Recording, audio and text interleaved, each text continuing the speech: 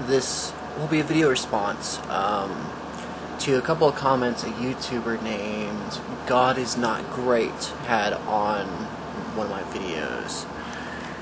And I was discussing recently with an atheist who says that he has not seen any other atheists claim that science proves things, and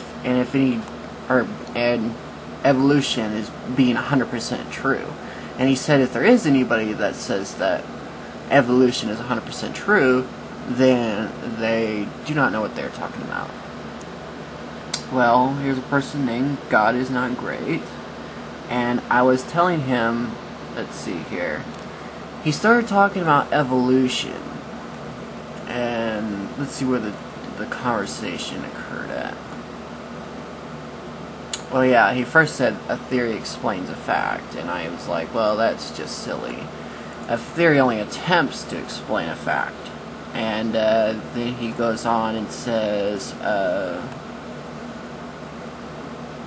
I said that, to say it, a theory explains a fact is pretty much circular reasoning. How do you know it's a fact? Because the theory explains it? How do you know the theory is correct? Because it explains a fact? It's circular. He says it's not even close to circular reasoning. We know evolution occurs because of evidence such as DNA fossils, geographical distribution, vestigial organs / DNA, and which happens within a nested hierarchy. So he's pretty much trying to say that evolution is true, and it's more than just a theory, it is a fact. Let's see here.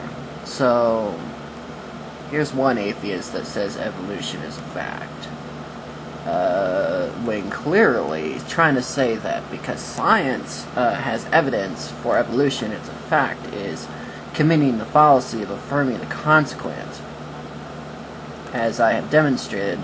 Because what they're saying is that if the hypothesis is true, then we would observe something. If we observed it, then the hypothesis is true. And to pretty much prove my point, what I have here is my logic textbook from my logic class.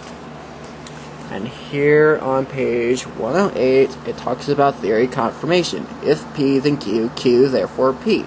Which is pretty much the same as if H, then O, O, therefore H. Notice that the schema for confirmation is affirming the consequent.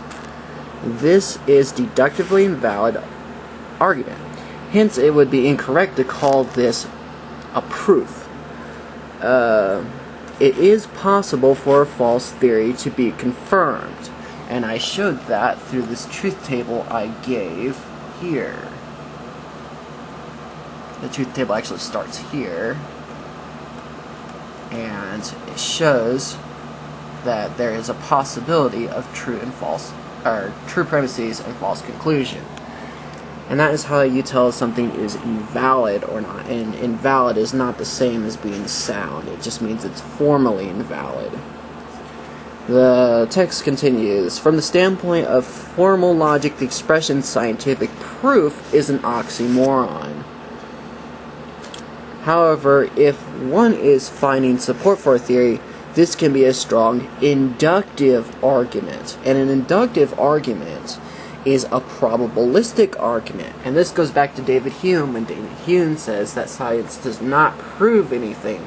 It only disproves things, because it is a process of candidate elimination.